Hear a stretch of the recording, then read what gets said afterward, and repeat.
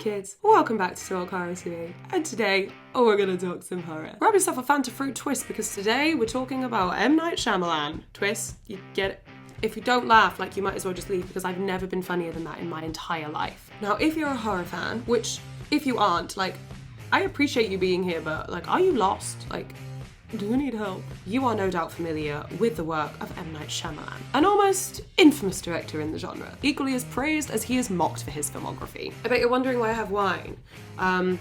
Because I want to. I figure we would do a drunken deep dive into the work, the life, and the times of M. Night Shyamalan. How can you be equally so brilliant and yet so brilliantly stupid? Let's have a look, shall we? Starting off with the first release under his belt. This was entitled Praying with Anger, an indie drama released in 1992 with M. Night attached as writer, director, producer, and star. Shows a young M. Night's return to India from the Western civilization where he had been raised, exploring the clash of these two cultures. 4.7 on IMDb, and no other reviews from larger sites. So at best, the film was probably unremarkable. And as a directorial debut, this isn't surprising in the highly saturated film industry of the 90s.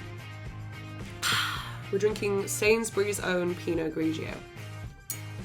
Because we're poor. The next film he is credited with is the 1998 box office flop, Wide Awake, where M. Night wrote and directed the comedy drama. He had written the script back in 91, it was shot in 95 with the final film not being released until March of 98. M. Night hoped it would be a comedy to make people cry.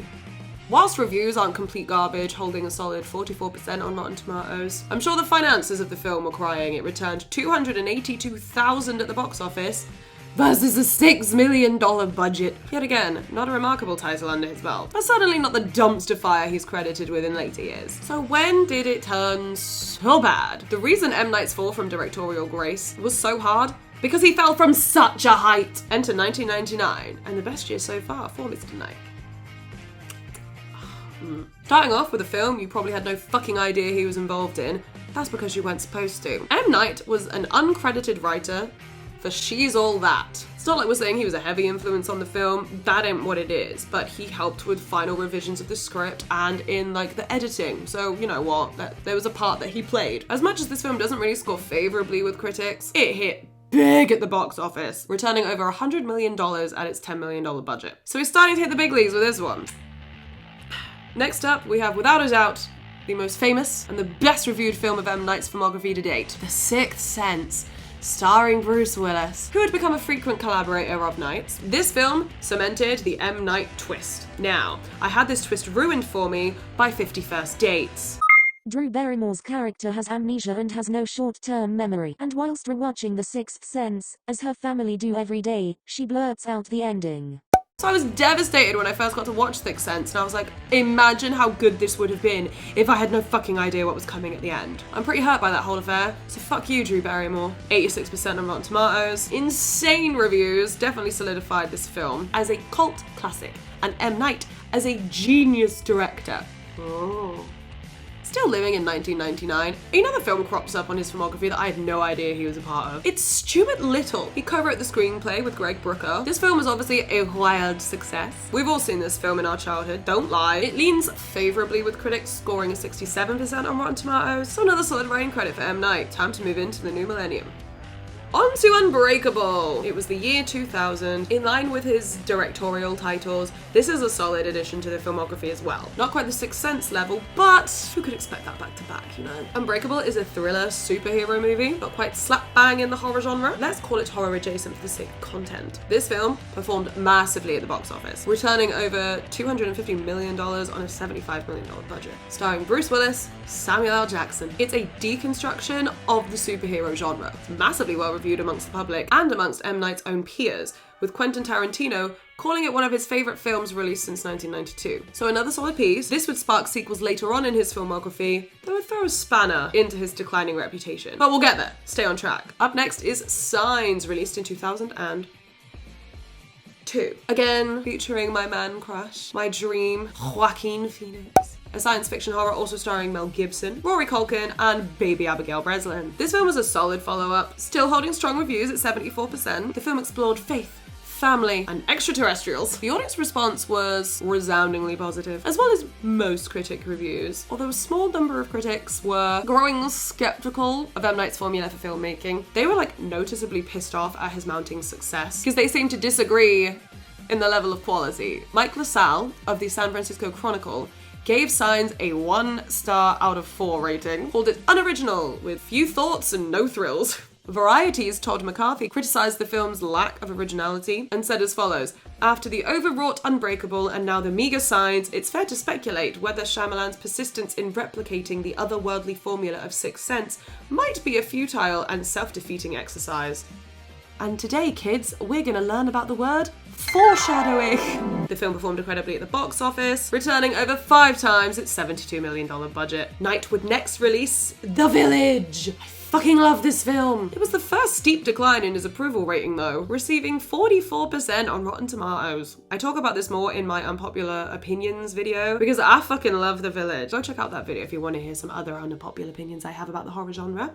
But let's go back to our Big Daddy Knight. The quintessential twist that M. Night had like suddenly become famous for was kind of brought into question because a lot of people felt like this twist in particular just wasn't the fucking same. Just fell a bit flat for them. I don't necessarily agree that this was the start of his downfall. I kind of like this film on par with how much I like his higher rated films, and I like it a damn sight more than the next shit show up in his filmography. The Lady in the Water. 2006 brought us The Lady in the Water. This was his second collaboration with Bryce Dallas Howard. We stan you, sister, but oh my god, are you okay? You read the script for this film and still said yes. And it was the first of his like popular releases where he made himself the star. But this whole film, it just reeks of self-indulgence. And instead of the reviews for this one being like mixed, like it was The Village, this is a resounding fuck you. No one liked this film. And if you did, you're lying. Holds 25% on Rotten Tomatoes. And the commonalities amongst the reviews are, it's so fucking self-indulgent. It don't make any sense, there's no consistency, and the lack of characterization within the cast. I've not seen this film in a while, and there's no way in Christ's hell that I'm rewatching it. But from what I remember, it's an almost 2-hour film with an underdeveloped universe and just ridiculous terminology that just make you laugh. It just makes it sound like a parody. Why couldn't she have just been called a water nymph? No, but she's called a narf, which sounds even better in my accent. Narf. And a scrunt? What the hell is a scrunt? You've attempted to incept this like ethereal blue world and then named the predators scrunts. Doesn't align and hit the ear right. This was also a massive financial disappointment. It barely broke even against its $70 million budget, and M. Night received himself a Golden Raspberry for this film. Worst director and worst supporting actor. Good choice, Night. Good choice. Moving away from the vapid and painful to watch to one of the funniest fucking films I've ever seen. 2008 gave us The Happening. We've already discussed this on my channel. I watch films for a good time. Whether it's because they're hilariously good, hilariously bad, or a masterpiece is by the by to me. This is hilariously bad, and it's a great fucking watch. Grab yourself a drink, let's watch The Happening. An apocalyptic horror starring Mark Wahlberg and Zooey Deschanel. Directed, produced, and written by M. Night Shyamalan. And surprisingly, this is the only film in his catalogue that has ever received an R rating. I don't know how that translated in the UK. It was probably still a 15, not an 18, but it was the first of his films to receive that R rating. So people thought he would like let go, let loose, but I don't think he should have been allowed to. I think he should have been kept reined in. But like, it's weird to me because 2008 was a weird time because around that time, things that were not scary and not deserving would get an R rating. And yet, like maybe 2-3 years later, releases like The Woman in Black would receive fucking 12s. 12s! Infinitely more scary and more traumatizing than this. I just, 2008 was a weird time. I was 14 in 2008 and making all sorts of bad decisions. But now if you haven't seen The Happening, stop and then Google The Happening drinking game. Anyone will do, just as long as you get to drink. Talk Horror to Me and Hammered Horror do not endorse underage drinking or irresponsible drinking of any kind. And go watch The Happening. Then come back and we'll have this discussion. Are you pissed? Yeah? Me too. The approval rating on this one just continues the steady decline, going from The Lady in the Water at 25 to The Happening at 17. That was from 183 critic reviews. Now, a few days before the first reviews of the film came out, M. Night conveniently put out a statement saying, by the way, what we were trying to do here with The Happening was make an enjoyable B-movie. That's our goal, and that's what some of the critics have enjoyed about it. And I think it's because there was a particular piece of feedback from a critic that said toning down some of the self-seriousness of his previous films made this an enjoyable watch because it was silly. And M. Night just went, yeah, that's what I meant to do. How convenient. Oh, so smooth save. But other critics also didn't see it that way. The Wall Street Journal called The Happening a woeful clunker of a paranoid thriller. Woeful clunker. I'll drink to that. That's the best phrase I've ever fucking heard. Woeful clunker. But flipping back to the positive, Stephen King is a fan of this film.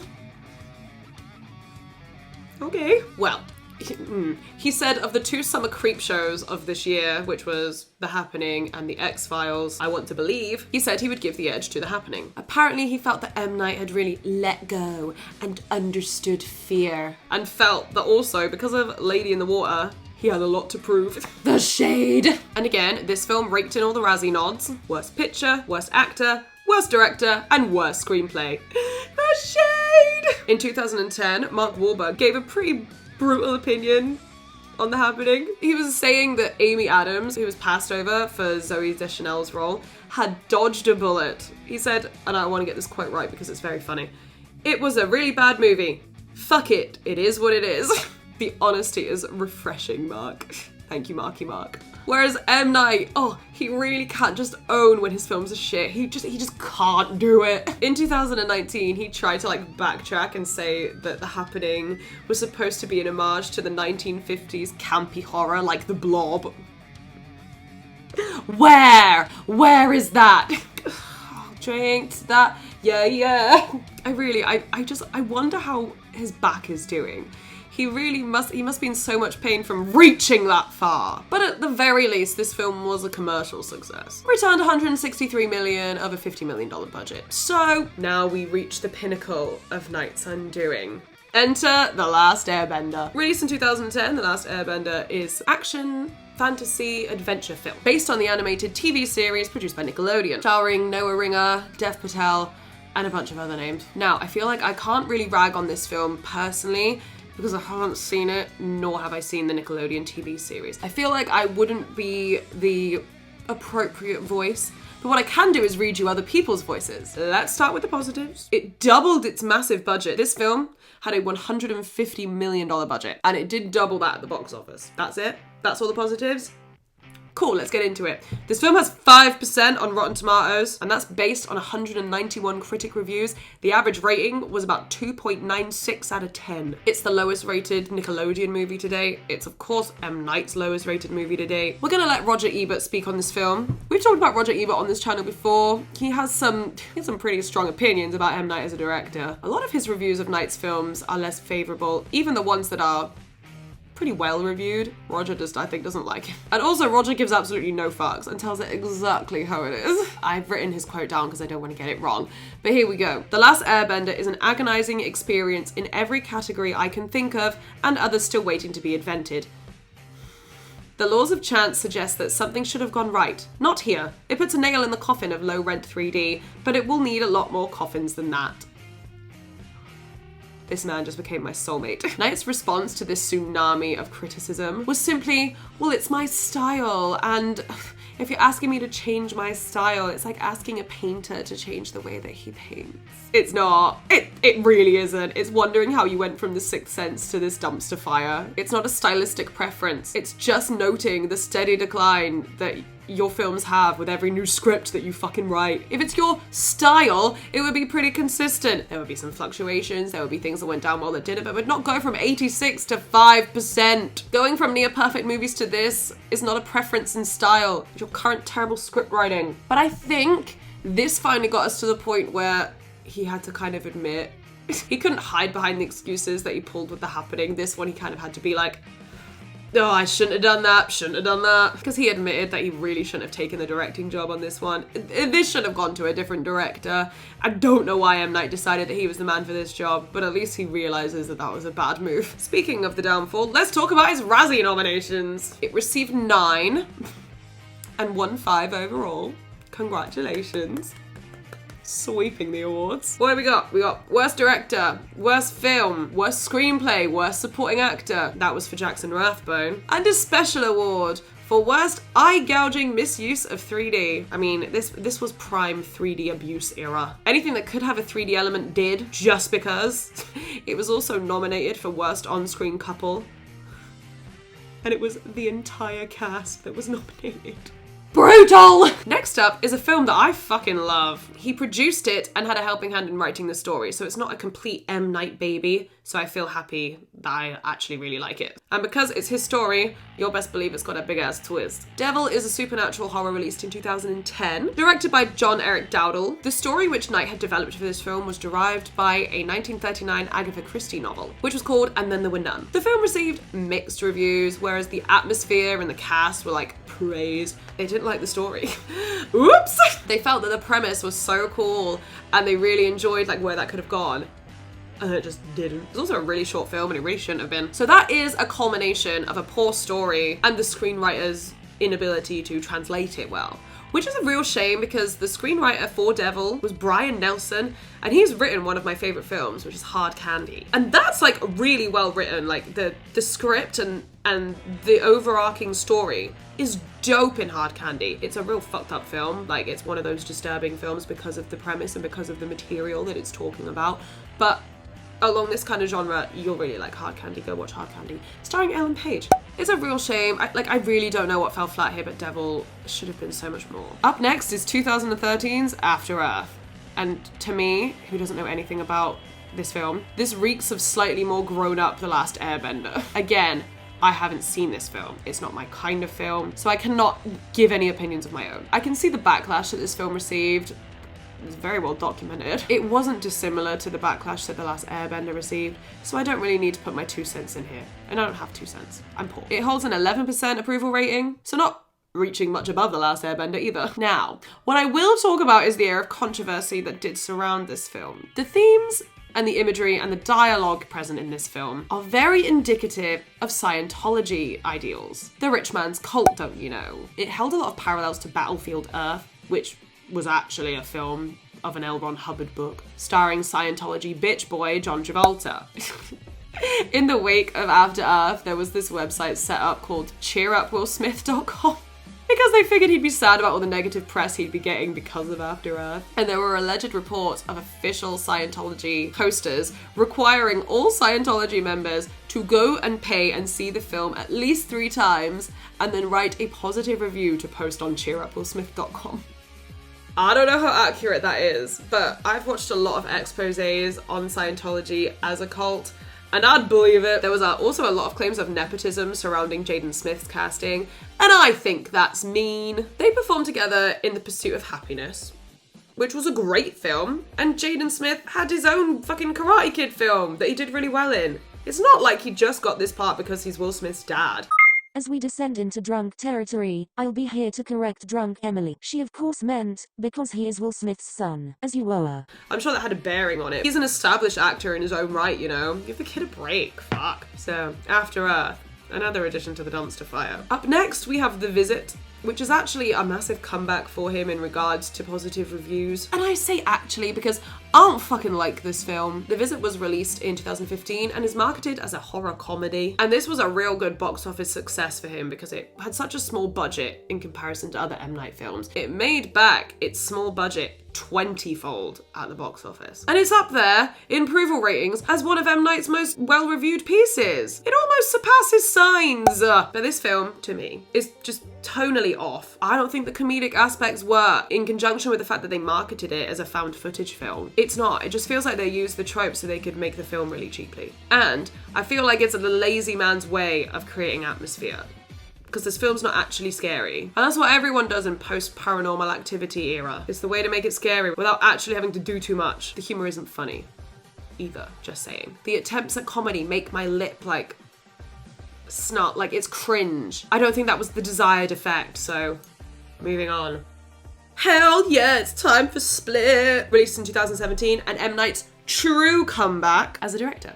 Split is a psychological horror film based around James McAvoy's struggle with DID, dissociative identity disorder. And I'll just say it from the get-go, this film caught a lot of flack from the mental health community, especially people who do suffer with DID. It's not a very accurate portrayal. This isn't what real DID is, obviously.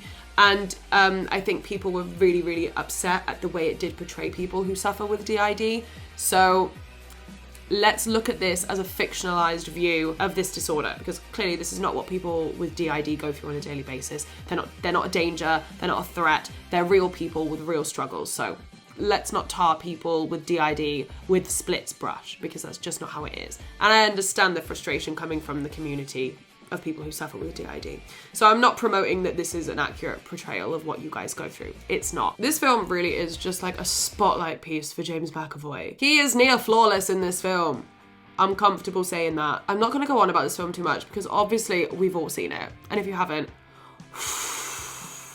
rectify that, because I'm about to spoil the ending. The ending of this film, which is a real cool M. Night twist, is that it shares a universe with Unbreakable, going back to his 2000 release. Split had a budget of $9 million and it returned nearly $300 million at the box office and shot M. Night's approval ratings right up to 77%. He is back! M. Night's back! Oh wait, he's not?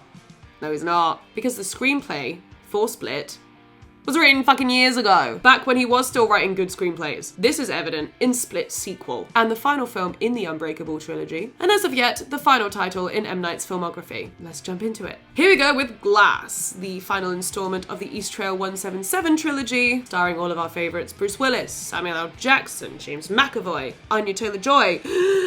There's also Sarah Paulson added to the cast as well. Now, unfortunately, I am a fake fan, of course. I haven't seen Glass yet. I want to have a day where I watch this trilogy back to back because I haven't seen Unbreakable in years. I haven't seen Split since it first came out. So I want to sit down with some drinks and some snacks and watch the whole trilogy. I wanted to make it a thing. So don't hate me.